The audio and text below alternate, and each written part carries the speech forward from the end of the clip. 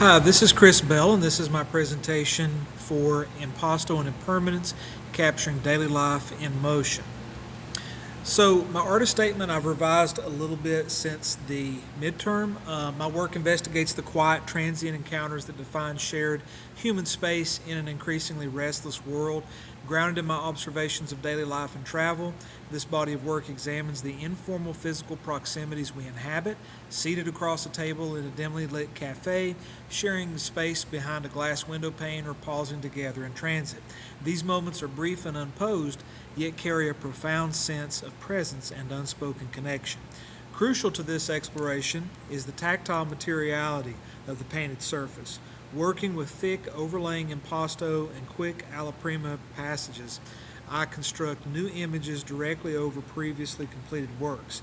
This heavy application of paint contrasts sharply with the previous life of the canvas, burying another painting beneath while allowing its ghosted textures to inform the new surface as an analog for memory, erosion, and time.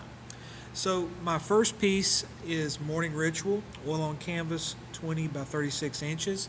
This piece was inspired by an interaction between two ladies at a cafe in Spain. If you look at the close-up images, you can see the remnants of the acrylic underpainting that I did earlier. This piece taught me a lot because I initially planned to paint with acrylics and then put oil over top. And although I was able to eventually get a result that I liked, this process I found that I didn't like it as well as when I just paint oil over top of an oil ground, whether that be an oil primed linen or another oil painting. And so in the future, I think I will continue to paint oil over top of oil, just because I like the feel of it better. It's hard to describe. It's a very subtle feel that I like better. But you can also see here how I'm leaving some areas very vaguely described, while some areas, such as the face where I want most of the attention, I'm taking more time to add detail. In some areas, though, I will say I enjoyed in all these pieces getting to play with how much detail is necessary in order to convey emotion. As you can see, I really don't have an eye in for the lady over there, but I felt like I didn't need it. Like you could see by her face, you could tell what was going on in her expression without necessarily needing to go in and really refine that area too much. And then, of course, you can see more examples of the texture. My second piece was the card players, oil on canvas, 40 by 30 inches.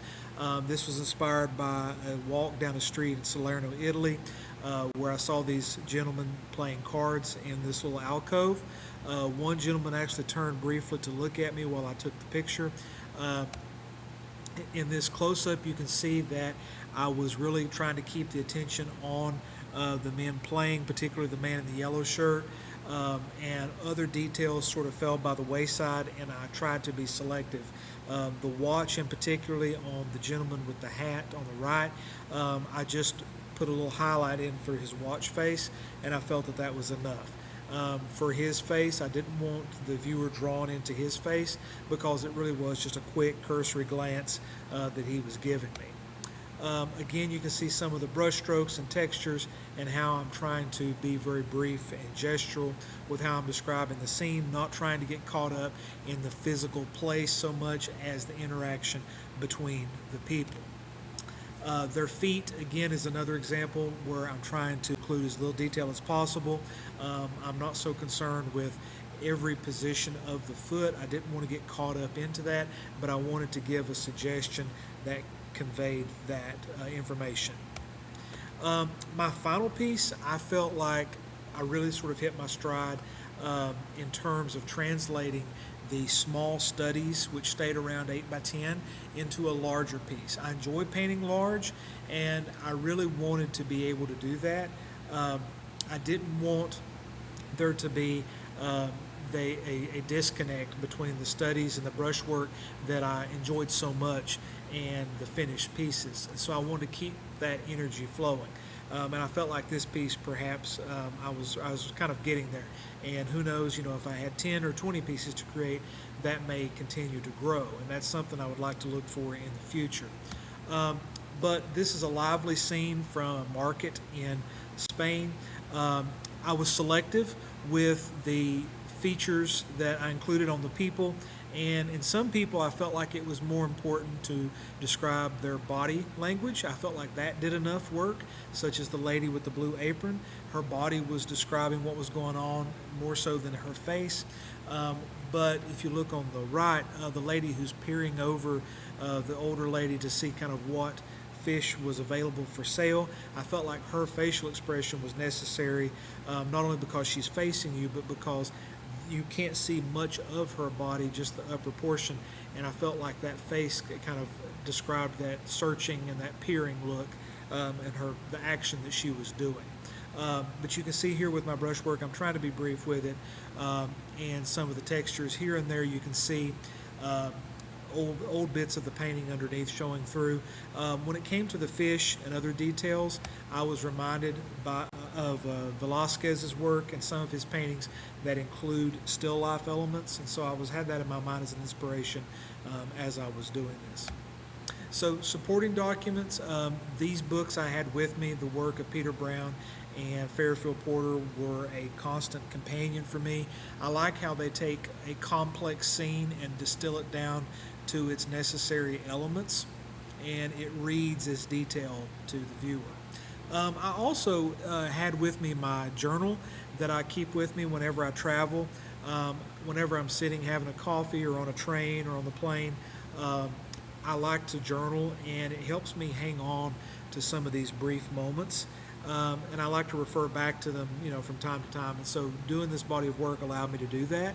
This snippet is from when I had that interaction, or I saw those ladies sitting in the cafe in Spain for my first painting.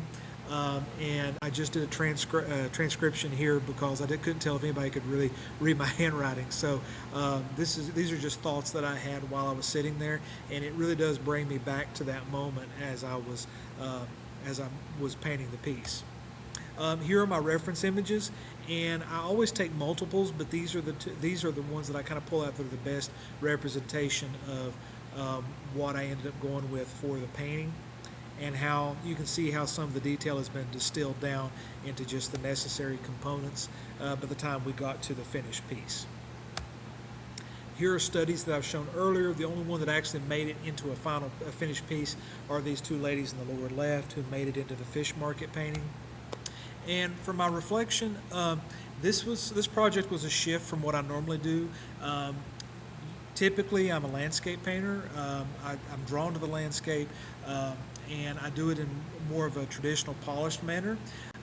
But going back to these figures and to the artists who paint figures that I admire so much, I love the abbreviated gestural approach, and that's something that I don't know that I can give up. I want to keep that in my practice, and so this project gave me that. Transitioning from the small studies to the large canvases did prove demanding, but I did feel like I was kind of getting the hang of it towards that third piece. So again, if there were more pieces to create, who knows where that would have gone. But I'm interested to see where I take that in the future in my brushwork. Because I was painting over existing pieces, that did prove as a challenge because of those underlying textures and patterns, and kind of seeing where I was going with it initially. But in the future, I would still not shy away from this. I want to keep this as a part of my practice just because I love that surface quality so much. But what I might do is begin painting underpaintings more intentionally and making that a deliberate part of the process. Whereas I was just using old paintings that I had lying around for this project. Now I could see myself painting purposefully with the intention of painting over top of them later, and it would be cool to see how that will inform the final image. Thank you.